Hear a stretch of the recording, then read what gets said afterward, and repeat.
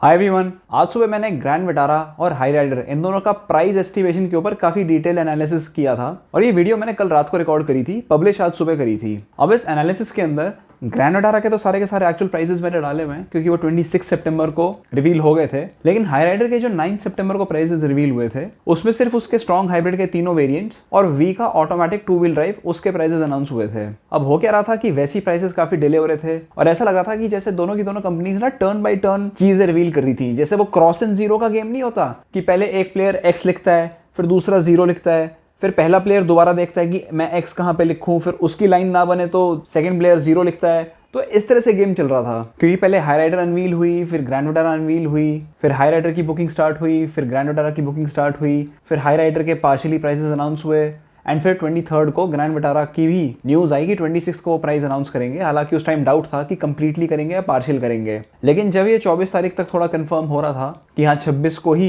Grand Vitara के prices announce होंगे, तो उससे एक दिन पहले 25 तारीख को न्यूज ये आई थी कि हाई राइडर के प्राइसेस तो अर्ली अक्टूबर में आएंगे। एंड ऐसा लग रहा था कि हाई राइडर को देख के ग्रैंड विटारा अपनी प्राइसिंग डिसाइड करेगी और ग्रैंड विटारा को देख के फिर हाई राइडर अपने बाकी के वेरिएंट्स की प्राइसिंग डिसाइड करेगी। But as a surprise Hyryder ने अपनी प्राइस अनाउंसमेंट थोड़ी प्रीपोन कर दी और आज ही अनाउंस कर दी है और ये मेरी वीडियो के पब्लिश होने के कुछ घंटों बाद अनाउंस हुए थे। Now that the actual prices of Hyryder for all the variants are out, इसकी थोड़ी सी डिस्कशन कर लेते हैं। लेकिन इसकी डिस्कशन करने से पहले मैं आपसे रेकमेंड करूंगा कि जो लोग इस चैनल पे पहली बार आ रहे हैं या फिर जिन्होंने आज सुबह वाली वीडियो नहीं देखी है, डायरेक्टली ये देख रहे हैं, वो एक बार जो मेरी प्रीवियस वीडियो है जो मैंने आज सुबह डाली थी, एक बार वो देख लेना। उसको देखने के बाद जब आप यहाँ पे आओगे तो आपको चीजें थोड़ी बेटर समझ में आएंगी and I would consider this video to be a sequel to the first one. So Hyryder की प्राइसेस की जर्नी अगर मैं आपके साथ शेयर करूं तो इनिशियली जब मैंने बहुत पहले डेरिवेशन करी थी एस्टिमेट लेने के लिए कि कितना प्राइस हो सकता है, so going by the historical practice मुझे ऐसा लग रहा था कि लोअर वेरिएंट्स के लिए हाई राइडर जो है वो अपने काउंटर पार्ट ग्रैंड विटारा से 10,000 रुपए ज्यादा महंगी होगी, मिड वेरिएंट्स के लिए 15,000 रुपए ज्यादा महंगी होगी और टॉप माइल हाइब्रिड और स्ट्रॉन्ग हाइब्रिड्स उसके लिए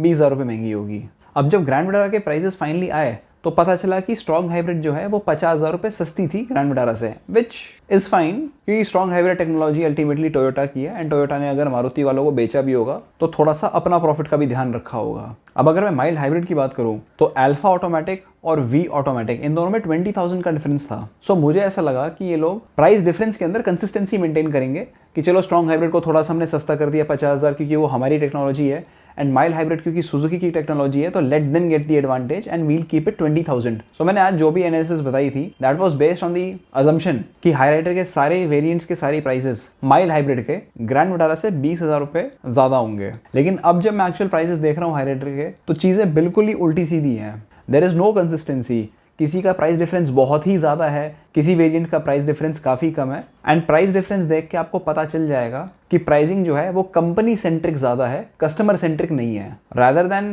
trying to offer the customer the best price, intention शायद ये था कि अपने कार्स को, अपने वेरिएंट्स को प्रोटेक्ट करके रखो। बिकॉज आज सुबह वाली जो वीडियो थी उसकी एनालिसिस के अंदर तो मैंने यही कहा था कि सब कुछ देखते हुए तो मुझे हाई राइडर ही माइल्ड और स्ट्रॉन्ग हाइब्रिड में ग्रैंड विटारा से ज़्यादा बेटर नजर आ रही है और ये चीज़ कहीं ना कहीं हो सकता है मारुति वालों को भी फील हुई हो। अगर यही प्राइसिंग रही तो हमारी ग्रैंड विटारा की सेल्स काफ़ी ज़्यादा डिप हो सकती हैं और इसलिए हो सकता है कि उनकी मार्केटिंग टीम्स ने या टॉप मैनेजमेंट ने आपस में कुछ ऐसी डिस्कशन करी हो कि इन वेरिएंट्स के अंदर आप इतना डिफरेंस रखो और बाकी के कुछ वेरिएंट्स में आप इतना रखो। सो अगर मैं प्राइस डिफरेंस की बात करूं तो हाई राइडर का ई वेरिएंट सिग्मा से सिर्फ 3,000 रुपए ज्यादा है। मैंने ये कहा था कि अगर 20,000 रुपए ज्यादा भी होता है तो भी ग्रैंड विटारा से ज्यादा वैल्यू फॉर मनी होगा और अगर 3,000 का डिफरेंस है तो no doubt the E seems to be a better choice than Sigma. Similarly अब बाकी के अगर ऑटोमेटिक वेरिएंट्स में देखो, जो एस ऑटोमेटिक है वो 8,000 रुपये महंगा है, जो जी ऑटोमेटिक है वो जीटा से 15,000 रुपये ज़्यादा है, अल्फा ऑटोमेटिक जो है वो 20,000 रुपये ज़्यादा है, वो हमने सुबह भी डिस्कस किया था। तो अगर डिफरेंस 3,000, 8,000, 15,000, 20,000 होता है then the Hyryder appears to be more value for money than the Grand Vitara. लेकिन मैनुअल ट्रांसमिशन में जैसे ही हम आते हैं, वैसे तो सिग्मा और ई ये दोनों भी मैनुअल हैं, लेकिन उसके नेक्स्ट वेरिएंट एस से लेके वी तक हम जितने भी मैनुअल ट्रांसमिशंस देखते हैं तो उसमें हाई राइडर ने कुछ ज़्यादा ही प्राइसेस इन्फ्लेट कर दिए हैं, which seems very irrational from the buyers perspective but it is rational from the companies perspective. जैसे मैनुअल ट्रांसमिशन एस जो है वो 38,000 महंगा है, जी 45,000 रुपये महंगा है and V manual transmission is 50,000 more expensive than Alpha. मतलब 50,000 सीरियसली। ऑटोमेटिक ट्रांसमिशन जो कि और ज़्यादा महंगा है उसमें 20,000 का रखा है, लेकिन जो मैनुअल है उसमें 50,000 का रखा हुआ है। ऑल एंड ऑल ये देख के तो ऐसा ही लग रहा है कि कंपनी वालों ने शायद ये डिसाइड किया होगा कि भाई ऑटोमेटिक आप देख लो, मैनुअल हम देख लेंगे। ठीक उसी तरह से जैसे बॉलीवुड फिल्म्स में कई बार गैंग्स नहीं दिखाते हैं जो आपस में एरियाज बांटते हैं कि इस एरिया में मैं ऑपरेट करूंगा, इसमें तुम करना, तो वैसे ही लग रहा है कि मारुति एंड हाईराइडर को भी to avoid any conflict of interest and competition within themselves इन्होंने इस तरह से प्राइसिंग रखी है कि एक सेगमेंट में हाईराइडर को एडवांटेज मिले और एक सेगमेंट के अंदर ग्रैंड विटारा को एडवांटेज मिले। कंपनी के हिसाब से देखा जाए तो ठीक है, क्योंकि इनका मकसद कोलैबोरेटिव प्रोडक्शन है, ना कि कॉम्पिटिटिव प्रोडक्शन। कॉम्पिटिशन के लिए तो इनके पास ऑलरेडी सेल्टॉस और क्रेटा और एमजी एस्टर जैसी गाड़ियां खड़ी हैं। लेकिन कंपनी के पर्सपेक्टिव से निकल के अगर आप बायर्स पर्सपेक्टिव में आते हो तो आपको ये प्राइस डिफरेंस बड़ा इरेशनल लगेगा। आपको ऐसा लगेगा कि जब एक वेरिएंट सिर्फ 20,000 रुपये महंगा है तो सबको 20,000 रुपये महंगा होना चाहिए था। चलो 20 से कम भी हो, ज़्यादा भी हो, ऊपर नीचे, पर कहीं 50,000 कहीं 3,000, ये क्या लॉजिक है? तो भाई वो तो कंपनी की डिसीजन मेकिंग थी, उन्हें अपने इंटरेस्ट को सिक्योर करना था। और जैसा कि मैंने आज सुबह वाली वीडियो के अंदर भी कहा था कि ग्रैंड विटारा मुझे ऐसा लगता है कि और सस्ती करी जा सकती थी, but just to secure their Brezza VXI and ZXI इनको थोड़े से प्राइसेस बढ़ाने पड़े होंगे, क्योंकि ये 10 से 15 लाख की सेगमेंट के अंदर ब्रेजा के भी कुछ वेरिएंट्स निकाल रहे हैं, XL6 भी निकाल रहे हैं, ग्रैंड विटारा भी निकाल रहे हैं। अगर आसपास की प्राइसिंग रहेगी तीनों मॉडल्स की तो वो प्राइसिंग नहीं, वो फिर प्रेडेटरी प्राइसिंग हो जाएगी कि एक मॉडल जो होगा वो बाकी सबको खा जाएगा। इसलिए उनकी सेगमेंटेशन करने के लिए इन्होंने शायद ग्रैंड विटारा को थोड़ा ज़्यादा ऊपर रख दिया। कंपनी के हिसाब से ये है, बट बायर के हिसाब से ये दाव थोड़ा उल्टा पड़ सकता है। बाकी मारुति वालों की और टोयोटा वालों की ये प्राइसिंग स्ट्रैटेजी कितनी सक्सेसफुल होती है ये तो आने वाला वक्त ही बताएगा, और ये मार्केट बता देगा।